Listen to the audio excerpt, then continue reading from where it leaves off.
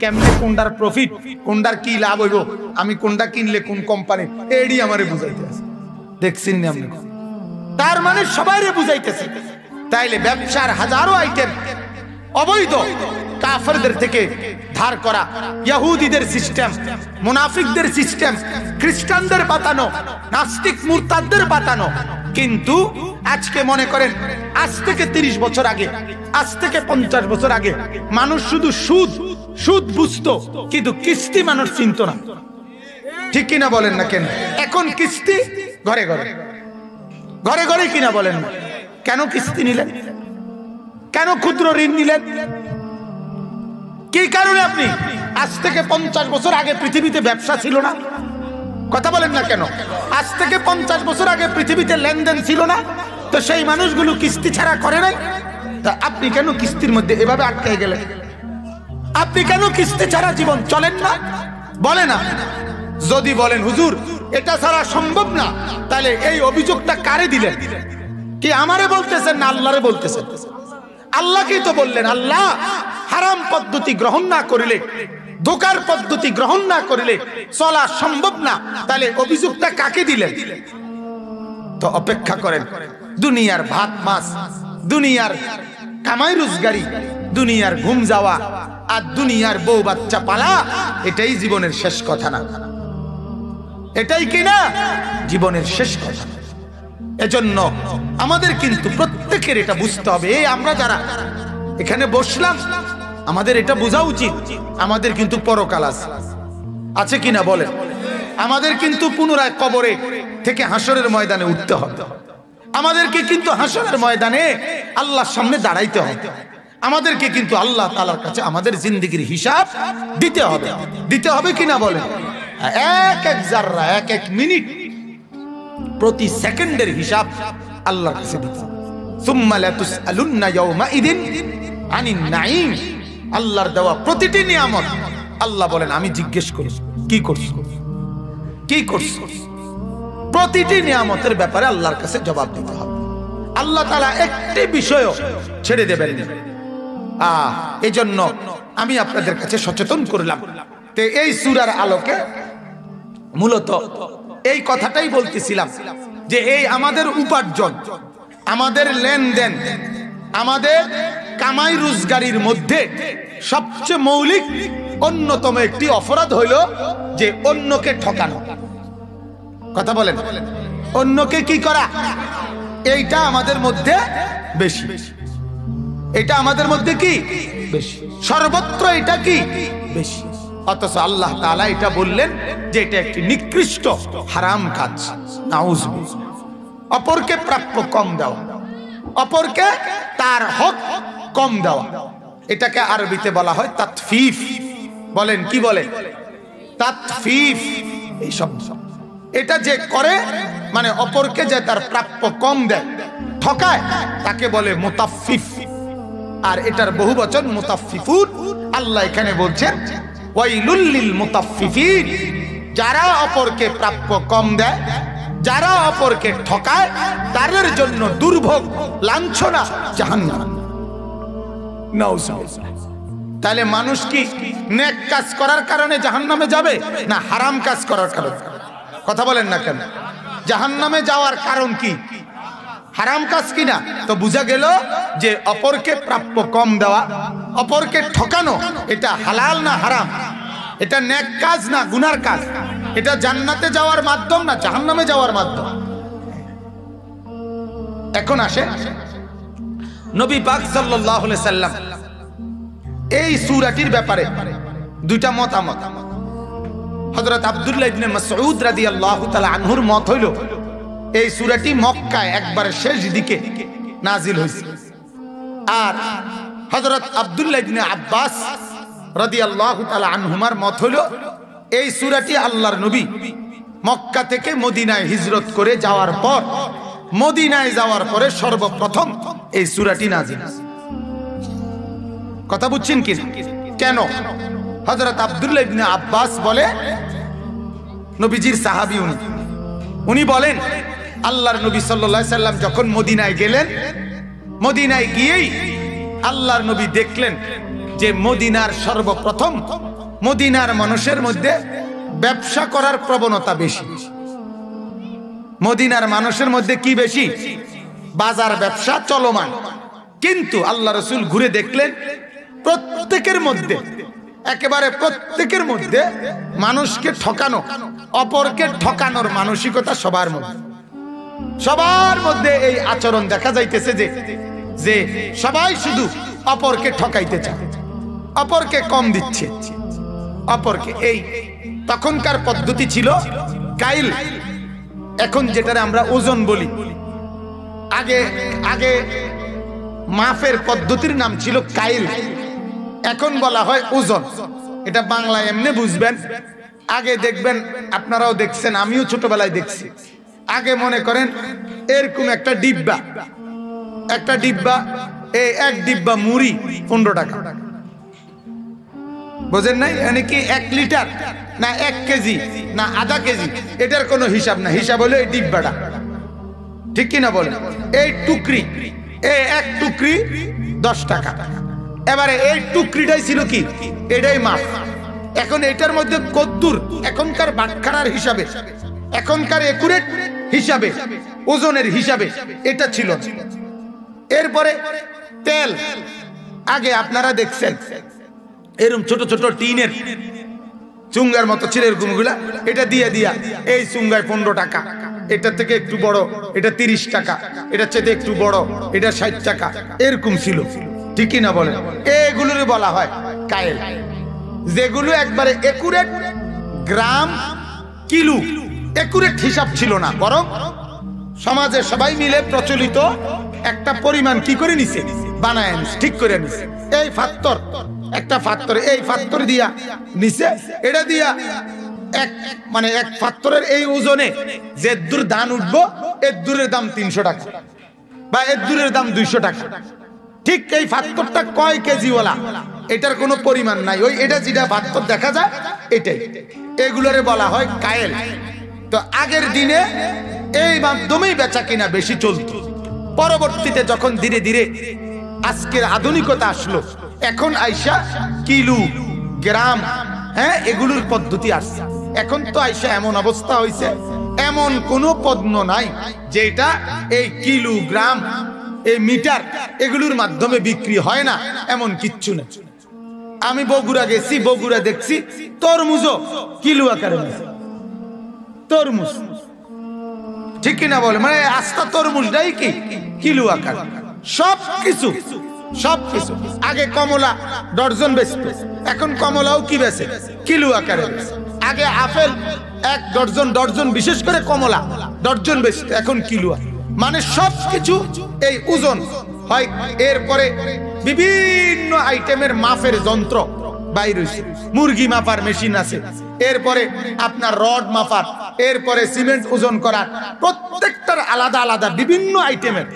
আমরা ওই হজে এবং উমরাত থেকে যখন লাগেজ বানাই, তখন এয়ারপোর্টের একটা আইন আছে যে এতটুকু ওজনের বেশি ব্রিফকেস এর বেশি হইতে পারবে না।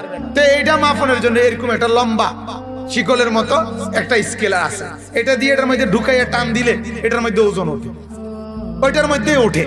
তাইলে আপনার এরপরে এয়ারপোর্টের মধ্যে ব্যাগটা ওইটার মধ্যে রাখলেই তাকে কম্পিউটারের মধ্যে কি ওঠে, সাথে সাথে ওজন ওঠে, কতটুকু আছে।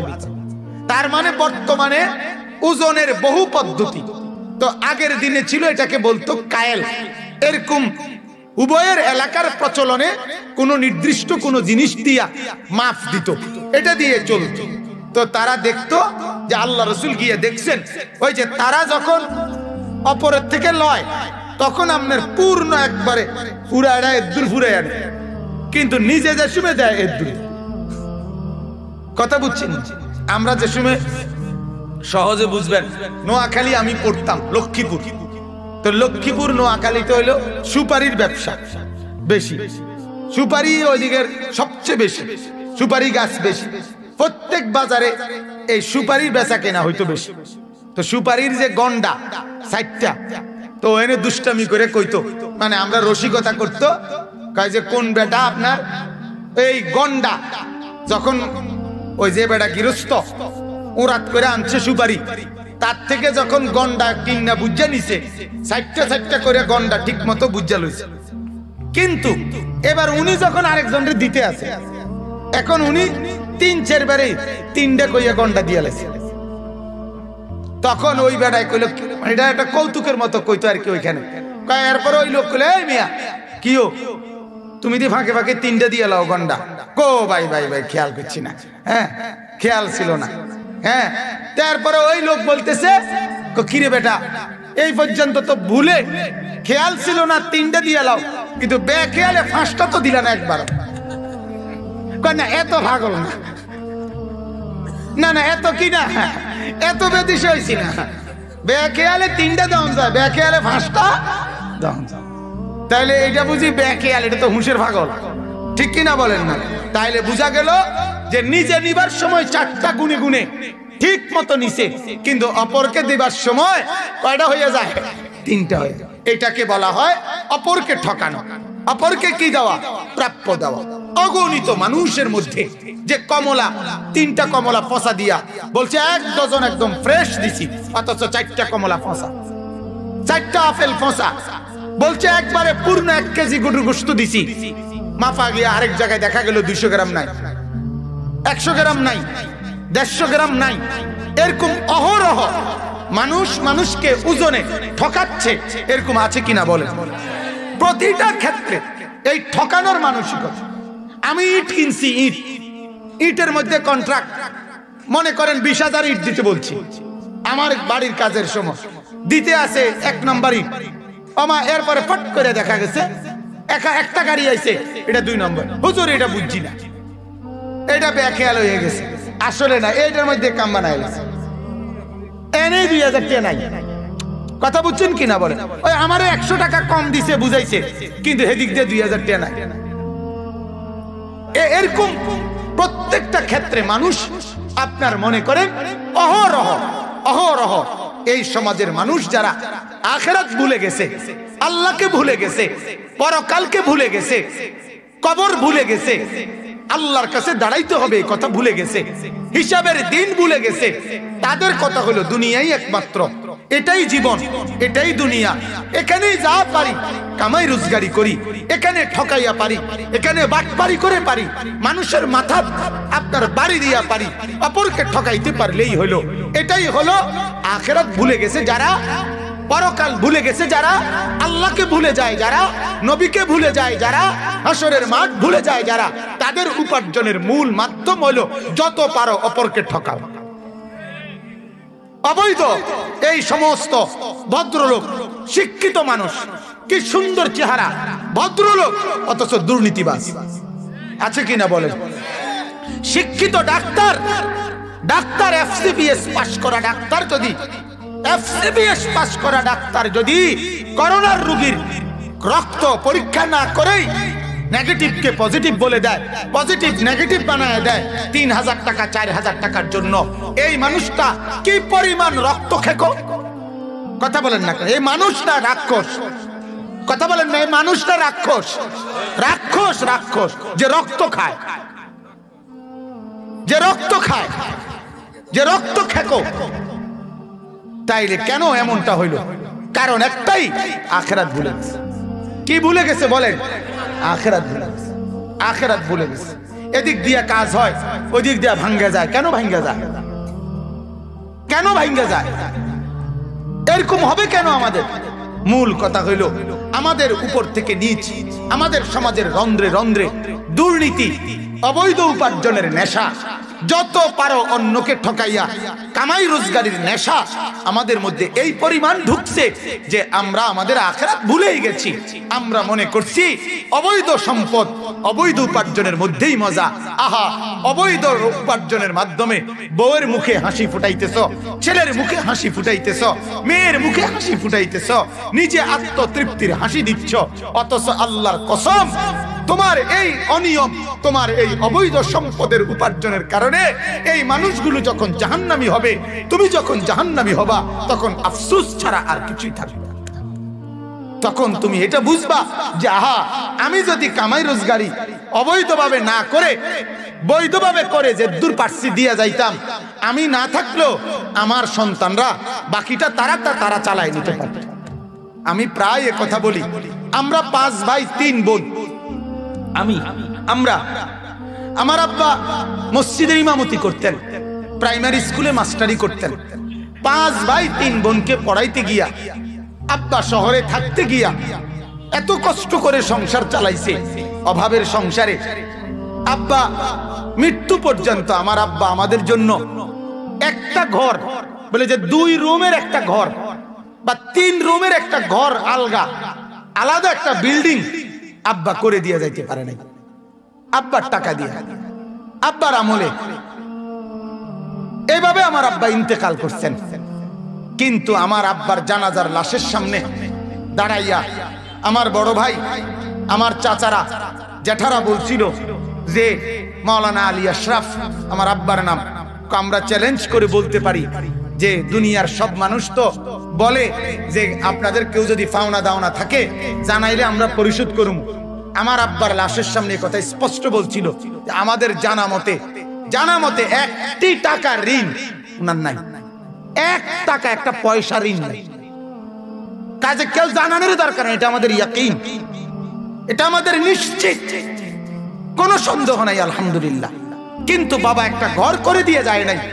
5 ভাই 300 মেয়েকে দিন শিখাইছে, মাদ্রাসায় পড়াইছে, কোরআন শেখায় গেছে। তো আব্বা তো কবরে চলে গেছে। আজ আমরা 5 ভাইয়ের জায়গাও কিনছে, বিল্ডিংও হয়েছে, সম্পদ প্রাচুর্য সবই হয়েছে, কিন্তু বাবা তো কবরে। তো কি অসুবিধা হয়েছে? আমার আব্বা যদি অবৈধ উপার্জন করে সব গুছাইয়া দিয়ে যাইতো, তাইলে আমার বাবার কবর বরবাদ হয়ে যাইতো, আখিরাত বরবাদ হয়ে যাইতো। কিন্তু বাবা হক হালালি ভাবে যদ্দুর পারছে খাওয়াইয়া পড়াইয়া দিন শিখায় গেছে।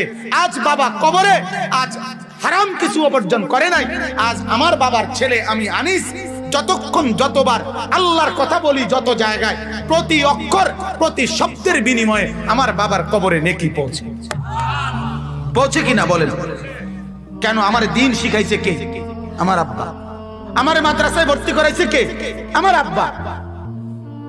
তাহলে এজন্য আমি আপনাদের কাছে এটা জরুরি বিষয় বললাম, মেহেরবানি করে এই বিষয়টা লক্ষ্য করেন যে আজ আমাদের এই মানসিকতা ঢুকছে, আহা, যে আমরা যত পারি অবৈধ রোজগার করি। তো আল্লাহ রাসূল সাল্লাল্লাহু আলাইহি ওয়াসাল্লাম যখনই মদিনায় ঢুকে দেখলেন যে মদিনার ব্যবসায়ীরা সবার মধ্যে এই অবৈধ মানে এই ঠকানি, অপরকে ঠকানোর মানসিকতা।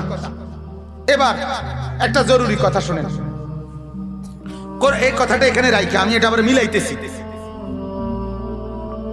পৃথিবীর ইতিহাসে পূর্ববর্তী জামানায় একেবারে নূহ আলাইহিস সালামের জাতি, একজন নবীর নাম নূহ, একজন নবী হুদ আলাইহিস সালাম, একজন নবী সালেহ আলাইহিস সালাম, একজন নবী শুআইব আলাইহিস সালাম, একজন নবী লূত আলাইহিস সালাম, একজন নবী মূসা আলাইহিস সালাম। ওনাদের নাম শুনছেন আপনারা? এই নবীদের নাম কোরআনে আছে। এই নবীগুলোর নাম কি আছে? আরো আছে, 25 জন নবীর নাম কোরআনে আছে। তো আমি উল্লেখযোগ্য এই 6 জন নবীর নাম বললাম। এই 6 জন নবী মধ্যে তাদের কওম, তাদের জাতিকে আল্লাহ তাআলা কুফরির কারণে, মানে আল্লাহর ইবাদত তাওহীদ, আল্লাহর উপরে ঈমান আনে নাই, এই অপরাধের কারণে দীর্ঘদিন নবী তাদেরকে দাওয়াত দিতে দিতে দিতে দিতে দিতে দিতে যখন আর ঈমান কোনোভাবে আনে নাই, তো আল্লাহ তাআলা একটা নির্দিষ্ট সময়ে আল্লাহর সিদ্ধান্ত মোতাবেক আল্লাহ তাদেরকে ধ্বংস করে দিয়েছে, একবারে ধ্বংস করে দিয়েছে। কওমে নূহ আলাইহিস সালামের জাতিকে তুফান দিয়া ধ্বংস করে দিয়েছে। হুদ আলাইহিস সালামের জাতিকে ঝড়ো বাতাস দিয়া ধ্বংস করে দিয়েছে। হযরতে লূত আলাইহিস সালামের জাতিকে জমিন উল্টায়া ধ্বংস করে দিয়েছে। হযরতে সালেহ আলাইহিস সালামের জাতিকে বিকট ফেরেশতার চিৎকার দিয়া ধ্বংস করে দিয়েছে। হযরত শুআইব আলাইহিস সালামের জাতিকে ফেরেশতার বিকট চিৎকার দিয়ে ধ্বংস করে দিয়েছে। কিন্তু আমার বলার উদ্দেশ্য হলো তাফসীরে মারিফুল কোরআন, তাফসীরের মধ্যে আছে যে দুইটা অপরাধ পৃথিবীতে পূর্ববর্তী জাতি করছিল কুফরির সাথে সাথে, মানে আল্লাহ পাকের উপরে ঈমানও আনে নাই, আর সাথে এমন দুইটা অপরাধ করছে দুইটা জাতি।